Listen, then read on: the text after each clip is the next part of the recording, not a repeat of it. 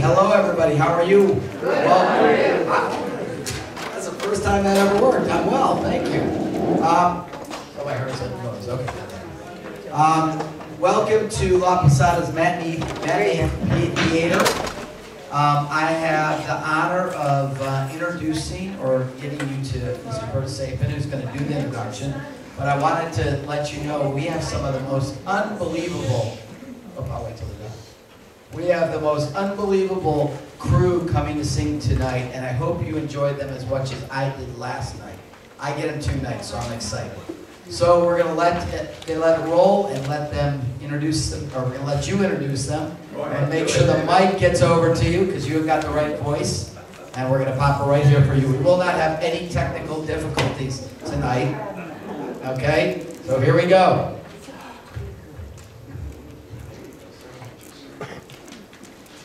How lucky can a guy be introduced 2 nights in a row or 2 days in a row? I'm the executive director. If I'd known that my friend Dwayne was taping this thing, I would have worn a better quality tie. But here I am. I think most of you know who I am. And what I'm here to do this afternoon is I have the pleasure of introducing the lovely show you're about to see. Maybe sketch a little background about the show for you. Sometimes the real world is even stranger than the world of fantasy and imagination. The story of Rodgers and Hammerstein's The King and I is a mixture of both. Its original basis, true story, is the experience of a young widowed Englishwoman, Anna Leon Owens, who was employed by the King of Siam in the early 1860s to teach his children and other members of the royal family English and some science and mathematics. When she returned to the West after 5 years, she wrote books and articles and lectured about her experiences. Interestingly, during her time in Siam, which we now call Thailand, Abraham Lincoln was a well-known figure there. Anna is credited with some of the reforms that were later instituted in Siam after one of her young pupils, Prince Chulalongkorn, the king's son, became king. Perhaps influenced by Lincoln, he did end slavery and the requirement that everyone prostrate themselves before the king. But like his father, King Mongkut, he presided over a backward, old-fashioned, absolute monarchy. Anna's story was picked up much later on by an American writer, Margaret Landon. She turned it into a very popular and a mixture of fact fiction book published in 1944, Anna and the King of Siam. All of you are too young to have read it, I realize, but it was a well-known book at the time. Mrs. Landon and her husband Kenneth were originally missionaries who had spent a lot of time in Siam in the late 1920s and 1930s. Husband Ken Landon wrote a couple of books about Siam and ended up in the early 1940s in the U.S. government as a leading expert on Southeast Asia. He was a senior official in the educational branch of the State Department we call the Foreign Service Institute. When I had occasion to meet him during my time in the State Department in the early 1960s. Mrs. Landon's book was first turned into a standard non-musical motion picture in 1946. While skeptical that it would work, Rodgers and Hammerstein decided to turn it into a musical, which opened in 1951. Maybe they covered their bets by casting the sexy Yul Brynner as the king. Trust me, he was not the king to be found in the pages of Mrs. Landon's book. Was the show at all accurate as an account of Siam in the 1860s? Who knows? But as a musical, first rate. So now, with no further ado, here it is, the show and the cast.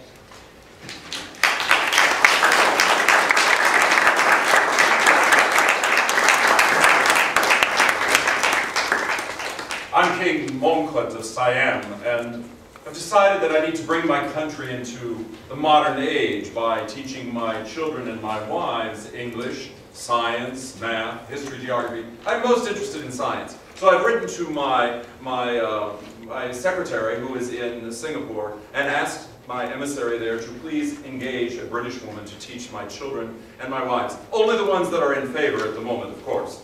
But I don't have such a big family anymore. I only have 64 children and 39 wives because I married late, but there were more on the way.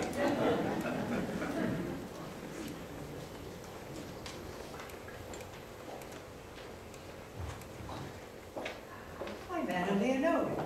And this is my little girl, Ava, the young Ellen. She's just 11 years old, and we have been making this wonderful trip. Wasn't it a wonderful trip? No. And oh, the weather was lovely, wasn't it? No. What about the food?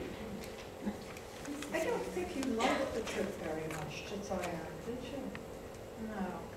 Well, what can you do? But we're just entering the Bay of Bangkok right now. But you see, I'm a widow, and I have 2 children. I'm taking Avis with me to Siam because she's such a little girl. I want to keep an eye on her.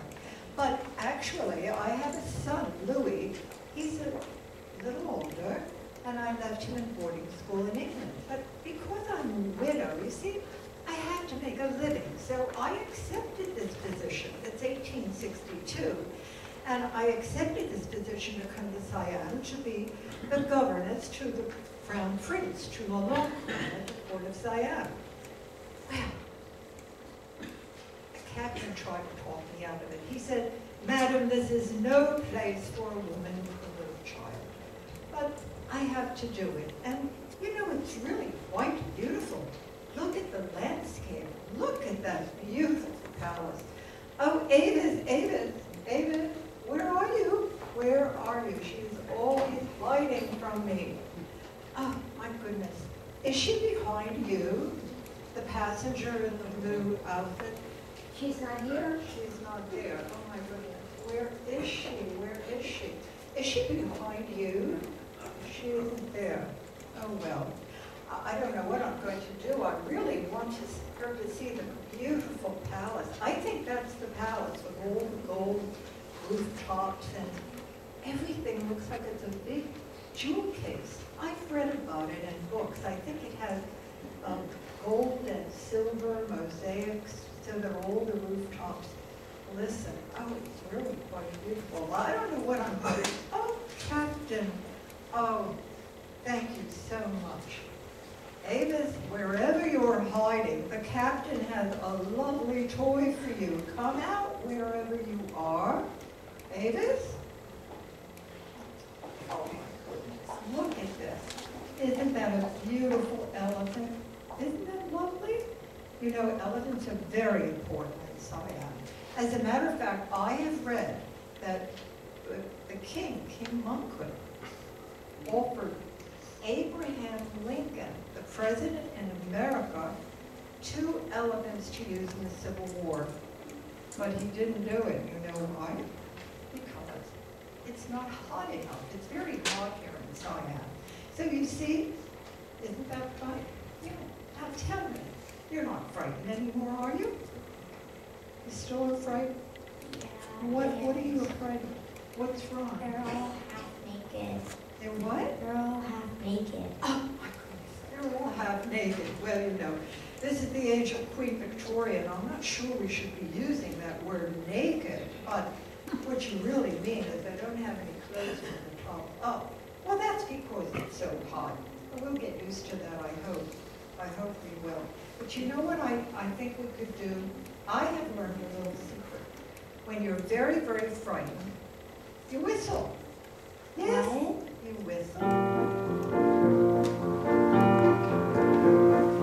And when I feel afraid, I hold my head erect and whistle a happy tune, so no one will suspect I'm afraid.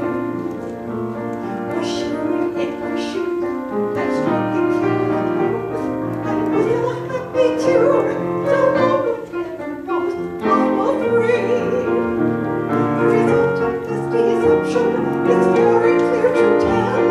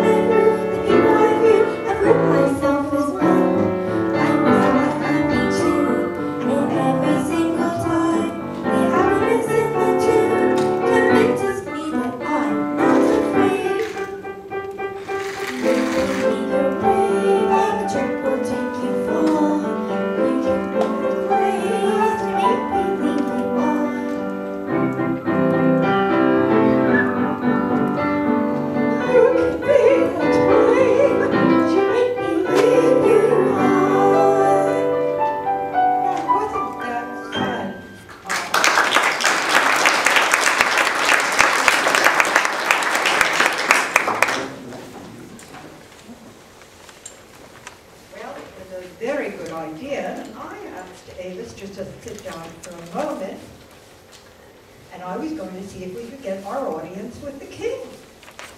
But the king couldn't see us right away. Why?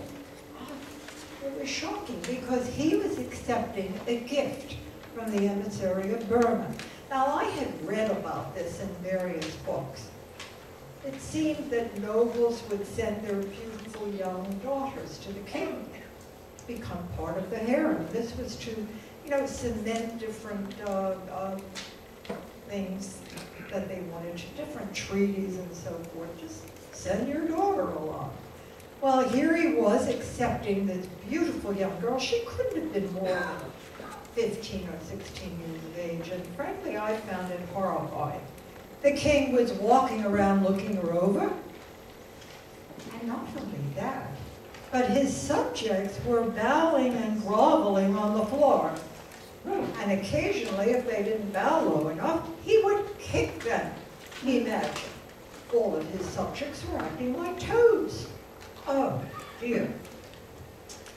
Yes, she is quite lovely. I am pleased with Tough Tip.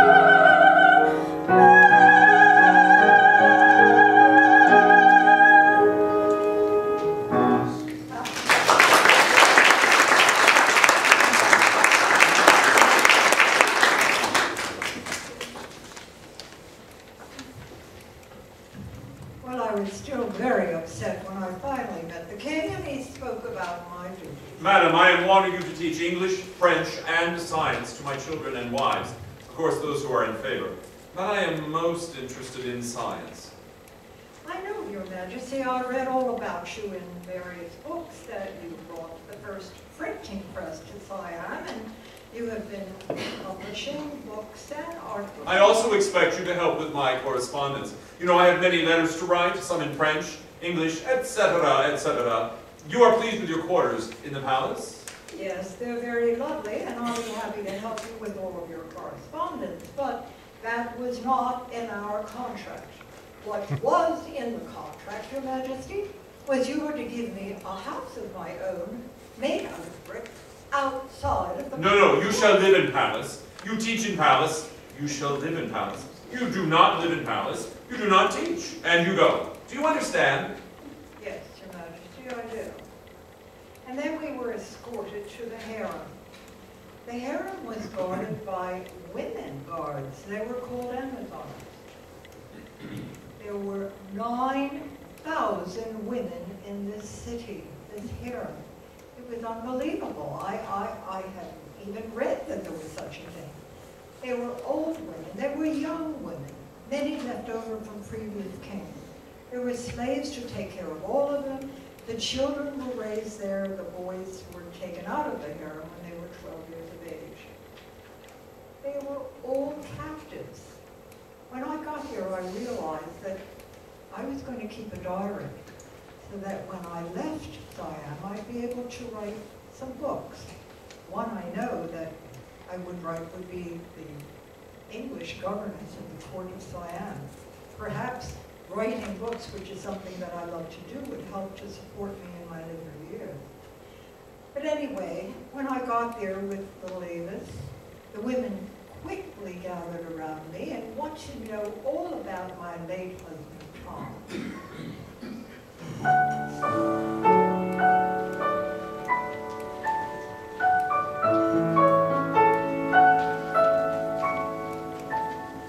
When I think of Tom, I think of what a night when the earth spread of sunlight and the sky was streaked with white and the soft mist wind was sleeping on the hill.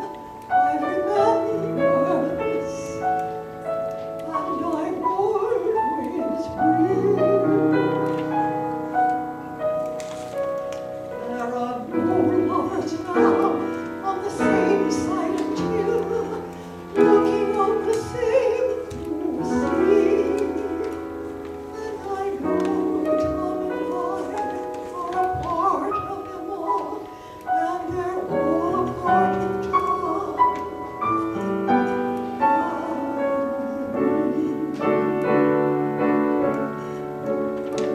Hello, young lovers, whoever you are. I hope your troubles are few. All my good wishes are with you tonight. I've been in love like you. Be brave, young lovers, and proud strong. Be brave and faithful and true. Cling to strange father tonight. I've been in love like you. I know how it feels to have wings on your heels and to fly down the street in a trance. To fly down the street in a chance that you'll meet when you meet. Not really my chance. One cry, young lovers, whatever you do. Don't cry because I'm alone. All of my memories are happy tonight. I've had a love of my own. I've had a love of my own like yours. I've had a love of my own.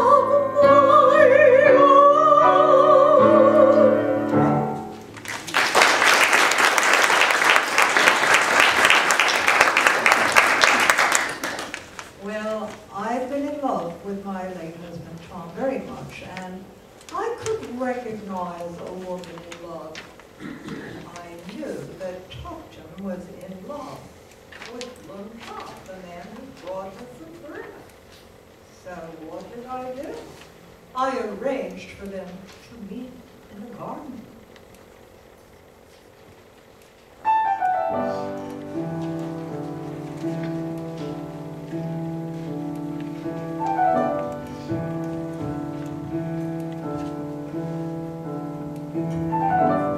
Tupton, if only we could stop pretending.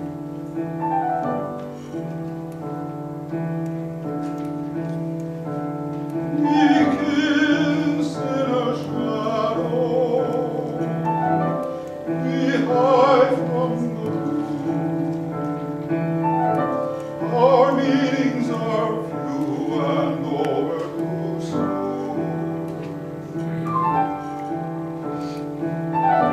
We speak in a whisper,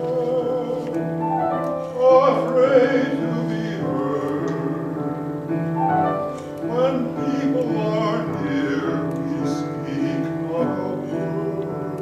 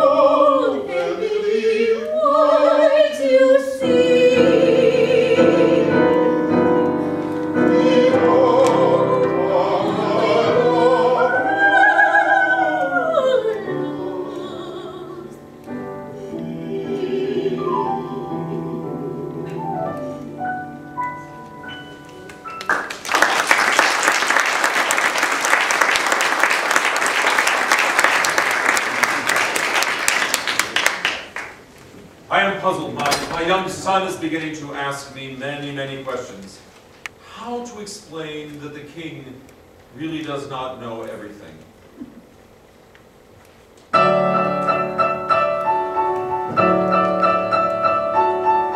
I was a boy, what was better spot? What was so was so, what was not was not. Now I am a man, the world has changed a lot. Some things nearly so, some things nearly not. There are times I almost think I am not sure of what I absolutely know. Very often find confusion in conclusion I concluded long ago. In my head are many facts that as a student I have studied to know. In my head are many facts of which I wish I was most certain I was sure. Is a puzzlement. What to tell a growing son? What, for instance, shall I say to him of women? Shall I educate him on the ancient lines? Shall I tell the boy as far as he is able to respect his wives but love his concubines? Shall I tell him everyone is like the other, and no matter one of you is really neither? If I tell him this, I think he won't believe it, and I really think I don't believe it either. When my father was a king, he was a king who knew exactly what he knew, and his brain was not a thing forever swinging to and fro and fro and fro. Should I tell him be like father and be willfully and noble and strong? Or is better to be right, or am I right when I may be wrong?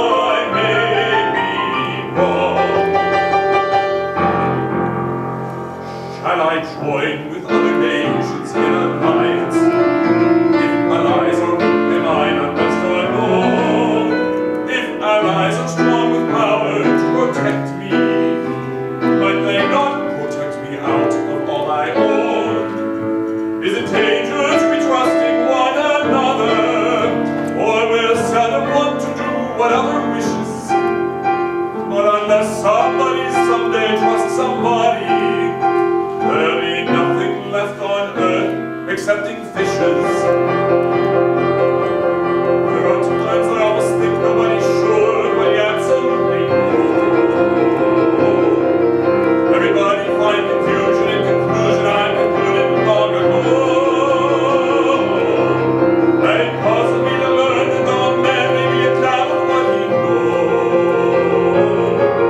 Very quickly he will fight, he'll fight to prove that what he does not know is so.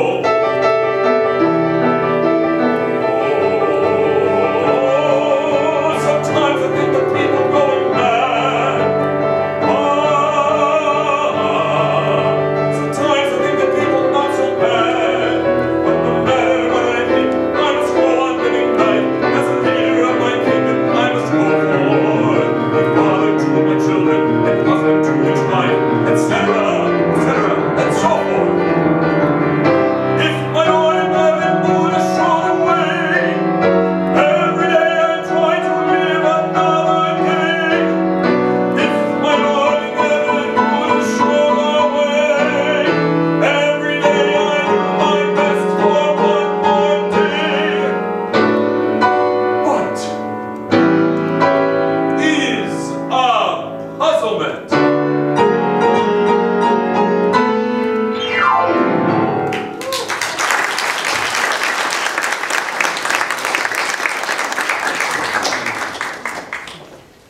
Avis, it's time to go to school. We can't play around anymore. The king says we must start our lesson. Now, go in and see the various children. Let's see now. What did he say? He had 69 children and 30. Well, that must be about 100 people. Well, let's go and see them right here. There they are. Oh, aren't they beautiful? Yes. They're very young, though, aren't they? I don't think anyone here is over 6 years of age. You'll be their big sister. Won't that be wonderful? Well, the very first thing we have to do is get to know them, won't we? Yes.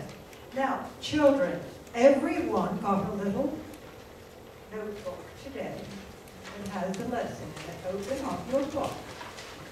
Now, on the second page, at the bottom, are words.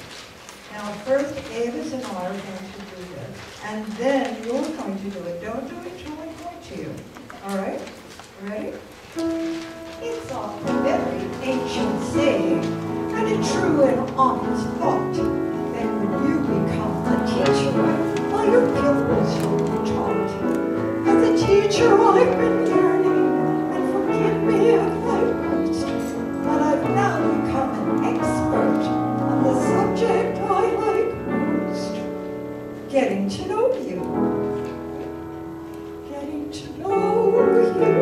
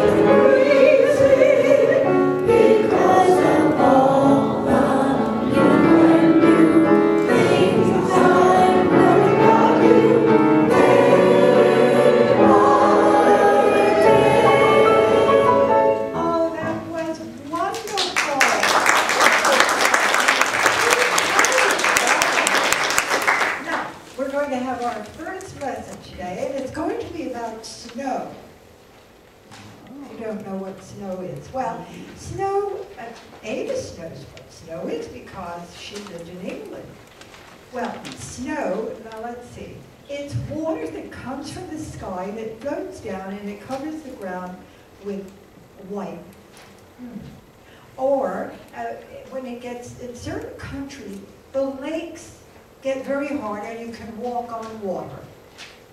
You don't believe me? Well, that's exactly what happened. The children simply did not believe me, and they started to argue and they started to fight. And of course, at that very moment, in walked... What is this noise about? And why are you not listening to the teacher to whom I am paying at great expense £20 a month? And she was always complaining about promises I never made. Your Majesty, you did promise me a house of my own. Yes, you did. I made no such promise. I am king here. Do you understand? I will hear no more. You are only my servant. Your servant? I am not your servant, and if you do not give me my half, I'm going to leave. Then leave. Your servant, indeed, I'm not your servant, although the lady blessed servant pay. I'm a free and independent employee.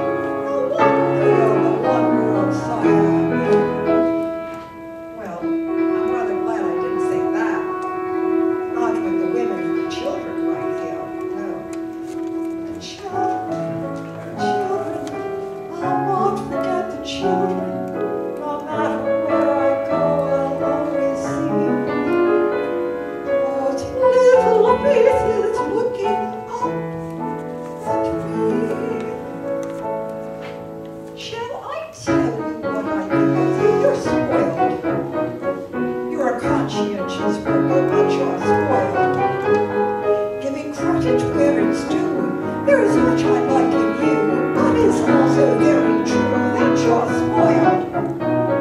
Everybody has to run to the king. Everybody has to bow to the king. By your Buddha you are blessed, by your ladies you're caressed, but the one who likes you best is the king. All that bowing and curtailing you to remind you of your royalty, I find a most disgusting exhibition. I wouldn't expect a Siamese cat to demonstrate his loyalty by taking that ridiculous position. How would you like it if you were a man playing the part of a toad, rolling around on your elbows and knees, eating the dust of the road? Toads, toads. All of your people are toads. Yes, your majesty, no, your majesty, tell us how low to go, your majesty. Make some more decrees, your majesty. Don't let us off of our knees, your majesty. Give us a kick if you will, your majesty. Give us a kick if you would, your majesty. Oh, don't you dare kick me, your majesty.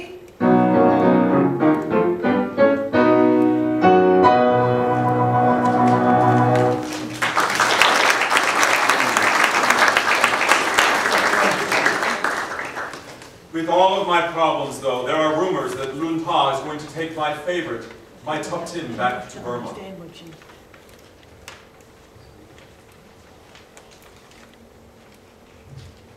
Can you believe it? I can. It will be just as I've pictured it 1,000,000 times.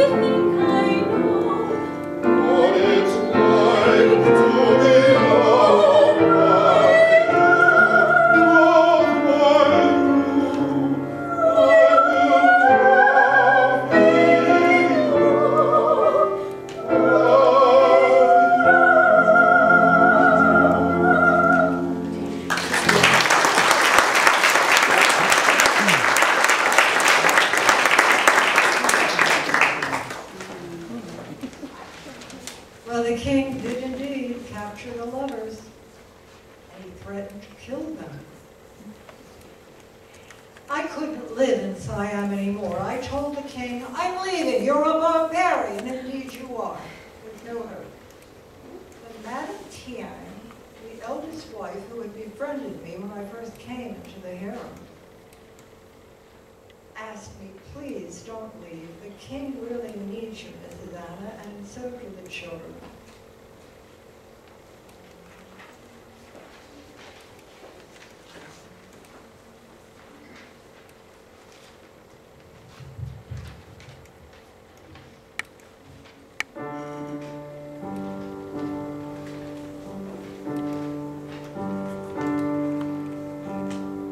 This is a man who thinks with his heart. His heart is not always wise. This is a man who stumbles and falls. But this is a man who tries. This is a man you forgive and forgive, and help and protect, as long as you live.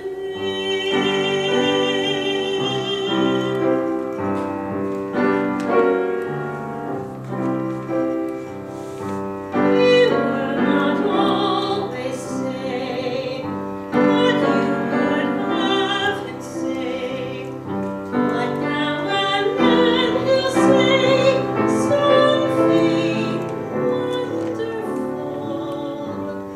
The thoughtless things he'll do will hurt and worry you, but all at once he'll do something wonderful. He has 1,000 dreams that won't come true. You know that he believes in them, and that's enough for you. You'll always go along, defend him when he's wrong, and tell him when he's strong. He is wonderful. He'll always need your love, and so he'll get along. A man who needs your love can be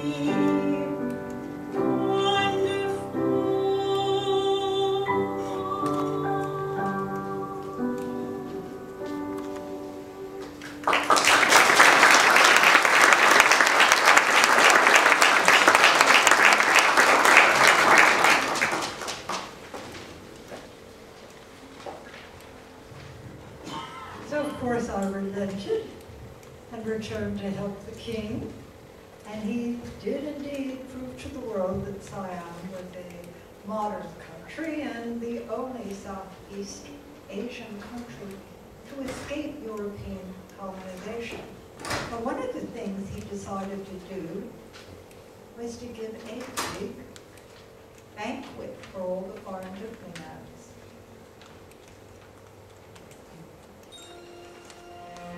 Just been introduced. I do not know you well, but when the music started, something truly, truly fun. So many girls are in each other's arms, which made me think we might be similarly occupied. Shall we dance?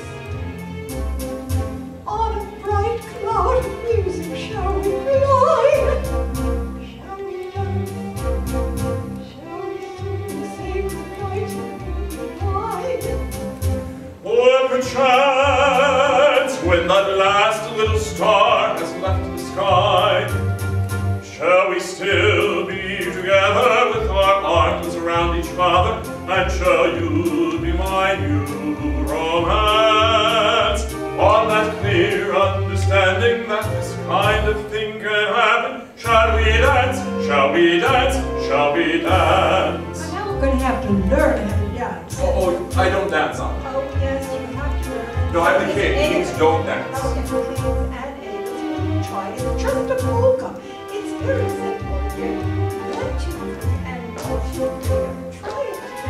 I think I'm dancing. Yes, yes, very good.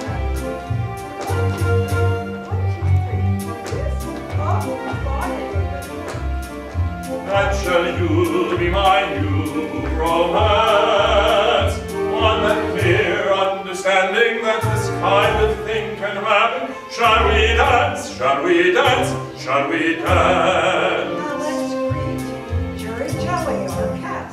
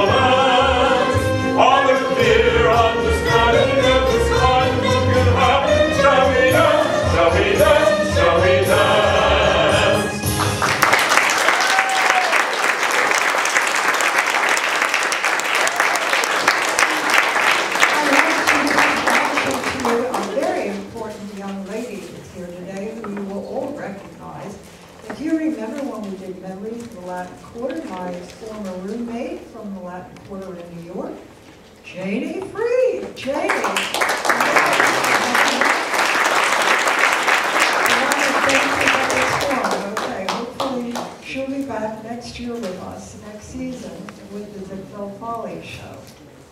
Thank you very much, all of you. We're going to do a little reception.